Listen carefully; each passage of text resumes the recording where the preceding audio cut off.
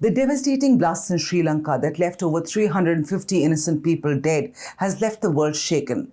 The Indian agencies did warn Sri Lanka not once, not twice, but thrice about the Easter Sunday attack. Shishir, you have been in touch with the intelligence agencies. Do tell us what was our intelligence like to Sri Lanka, and of course the fact that they did not respond. The Prime Minister himself said that there seems to have been a communication failure at their event because the information from India reached, the alerts from India reached barely 3 hours or a few hours before the attack on Sunday morning.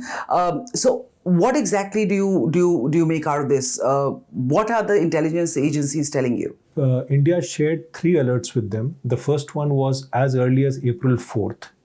The second one was a day before the blast took place, Easter Sunday blast took place. And the third one was just shortly before the blast took place.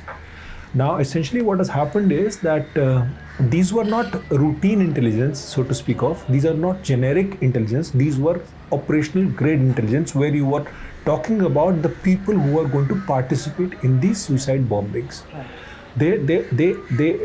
It was very clear from the alerts that it was the Islamic State. In this case, in the alerts, it was described as Dawla, that is the state. Right. The instructions were from Syria, and we were very specific as to what was going to happen. The churches are going to be attacked, the hotels are going to be attacked, the Indian High Commission is going to be attacked. But apparently what has happened is that it's easier said than done that you had intelligence, you could not do it. I'll give you a very different example. Like in 26/11, it took the Mumbai police some time to realize actually that they were under attack from Lashkar-e-Taiba. They initially thought it was an attack that was part of the gangland warfare. Right. Now, in this case, what has happened is that the first thing that came to their mind was that maybe it was the Tamil militants who had gone back. Yeah, exactly. So it took them some time to realize that, but the fact remains is that they were alerted well in advance. The intelligence was operational, or what is called actionable intelligence. So ideally, they should have acted upon it and they should have taken that. For instance, like if you see the pictures that are available, the pictures you can actually see that the suicide bomber with a huge bag is walking into a church without even being checked. Now, this could have been prevented. It's a absolutely Islamic State, the Islamic State sponsored attack, and the group, which is the National Tawheed Jamaat, was inspired by them. And they were getting direct messages from them. The National Tawheed Jamaat, what do we know about this group? Because there's no clear indication of a relationship between them and ISIS, or is there? This group was self-radicalized. Okay. The chief of the group was Zahran Hasim.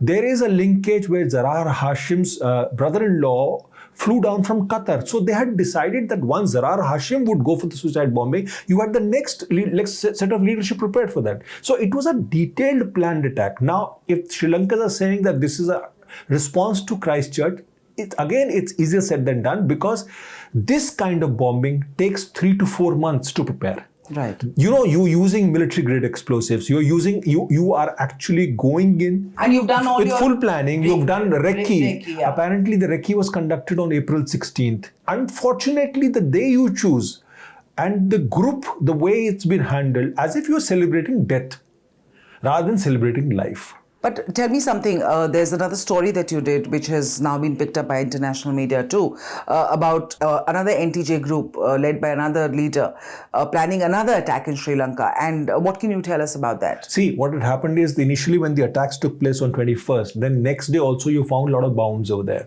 Now, what was available in the chatter was that this group, once Zahran Hasim would go for the suicide bombing, the second set of leadership was already prepared. The person's name who actually comes out is Noufar Moulavi, who's a brother-in-law of Zahran Hasim. So the point is, what we were trying to communicate is that as it is, the second set of leadership is already prepared for the next set of bombing. It could be in the near future. The point is, this is what we know. Now, whether the Sri Lankans have been able to bust that module, that's for them to decide. I just want to, come back to this whole point about the fact that the Indian intelligence agencies did warn thrice, and the genesis of those warnings culminated from allegedly from the tapes and the books and the radicalization material that they confiscated after they bust the Coimbatore module.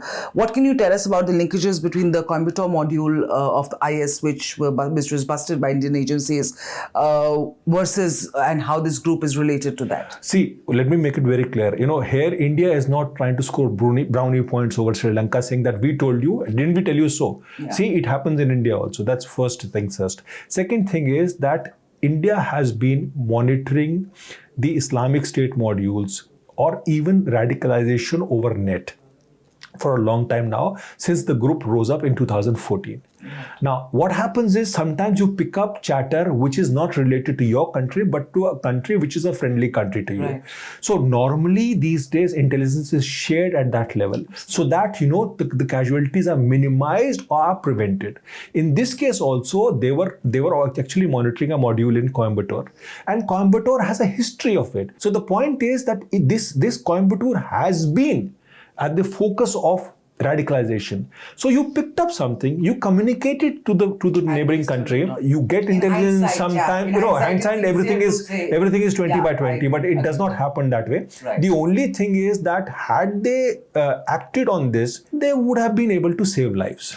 Tell me, ever since the end of the civil war in 2009, so ironically, it's peace which is over the last decade or so in Sri Lanka, which has probably led to this sort of complacency, and which has probably led to the deaths of now 360 people and counting. How much of this do you feel is something that could have been avoided, is something that going forward, the Prime Minister of Sri Lanka and the President of Sri Lanka and the Sri Lankan government as a whole need to be more careful about, because it's peace which has led to this complacency, and obviously this complacency can no longer be afforded by the island nation? See, in this case, my understanding is that the Sri Lankans are shocked at the bombing, because they had no clue that they would be held responsible for something that has happened as far as from New Zealand or whichever place on this globe. Yeah.